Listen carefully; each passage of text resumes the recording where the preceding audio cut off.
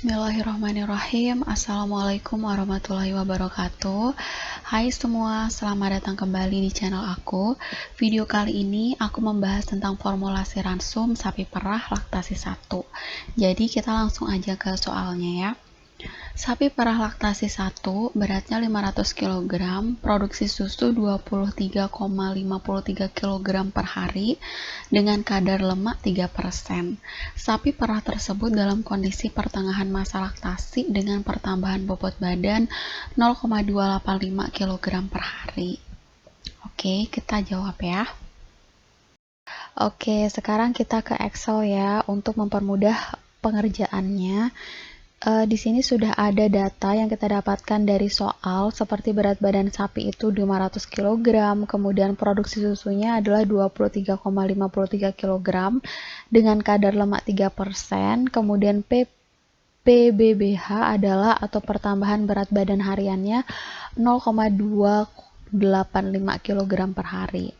Langkah pertama yang kita lakukan adalah mencari 4% FCM. 4% FCM itu didapatkan dengan cara 0,4 dikalikan dengan produksi susu. Setelah itu kita tambah ya teman-teman, ditambah 15 dikali dengan produksi lemak. Produksi lemak itu dicari dengan produksi susu dikali dengan persentase lemak atau kadar lemaknya 3%. Karena ini 3% berarti 3/100. Didapatkan di sini untuk yang 4% FCM-nya adalah 20 kg. Kita lihat di tabel yang ini, untuk yang 20 kg ini dengan berat badan 500 kg, 4% FCM-nya adalah 3,2 ini ya.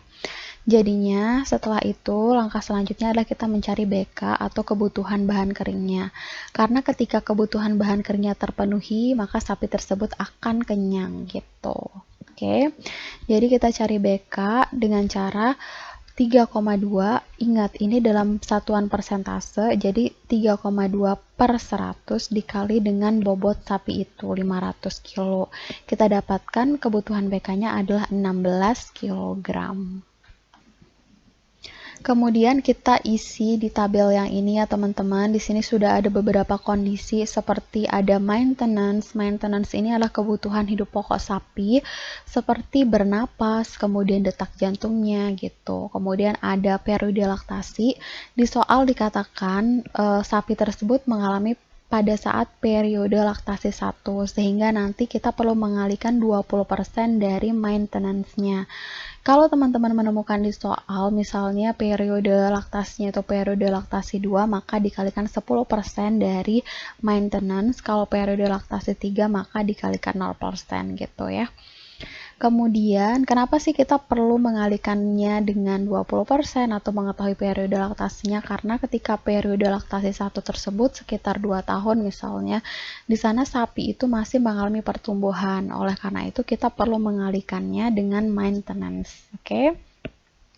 Nah, sekarang kita jawab soalnya. Di sini kita masuk ke TDN karena DM ini udah kita isi atau udah kita dapetin ya. DM ini sama dengan bahan kering gitu. Kita dapatkan 16 ya tadi di jawaban sebelumnya. Kemudian yang selanjutnya kita cari adalah TDN, crude protein, kalsium sama fosfor. Berapa sih kebutuhannya untuk sapi dengan BB 500 kg, kemudian periode laktasi 1 dan seterusnya ya yang sudah kita dapatkan, yang kita ketahui di soal. Kemudian kita ke tabel yang ini, untuk yang berat badan sapi 500 kg, berapakah kebutuhan TDN-nya? Jadi untuk yang 500 kg kita lihat di kolom TDN. 500 kg ternyata TDN-nya itu adalah 3,7 ya, 3,7 kg. Jadi tinggal kita masukkan di sini 3,7. Kemudian untuk yang periode laktasi perlu kita kalikan 20% dari TDN. Jadinya 20/100 dikali dengan maintenance-nya ya. Maintenance-nya itu adalah 3,7. Kita dapatkan untuk yang TDN-nya itu pada periode laktasi pertama adalah 0,74. Kemudian untuk yang produksi susu tadi di soal itu lemaknya 3% gitu. Jadi kita lihat di sini di tabel ini dengan lemak 3%. Kita lihat di lemak 3% dan kolom TDN-nya. Ternyata di sini 0,28. Jadi ini untuk yang per kilonya kita 0,28. Jadi kalau misalnya hasil dari produksi susunya 23,53, jadi tinggal kita kalikan saja 23,53 ini dengan 0,28 ya. Dikalikan dengan 0,28 didapatkan 6,5884. Kemudian untuk yang pertambahan berat badan atau PBBH gitu ya, di soal 0,285. Jadi kita lihat nih untuk yang di sini pertambahan berat badan di baris yang ke sini ya, pertambahan berat badan itu untuk yang kolom TDN maka per kilonya itu 2,26. Oleh karena itu tinggal kita kalikan saja untuk pertambahan berat badan 0,285 berapa kalau per kilonya segini. Jadi tinggal kita kalikan saja teman-teman. Didapatkan 0,6441 dan 11,673 ini merupakan penjumlahan dari semua ini ya, dari beberapa aspek ini.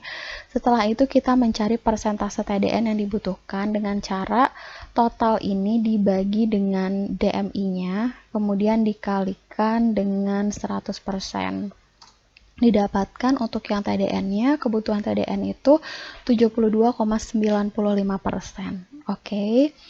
Selanjutnya kita ke kolom CP atau crude protein atau protein kasar. Untuk maintenance juga sama. Kita lihat di sini untuk sapi yang 500 dengan bobot 500 kg, kebutuhan crude protein atau protein kasarnya berapa? Yaitu 364 ya. Tapi ingat di sini satuannya adalah gram.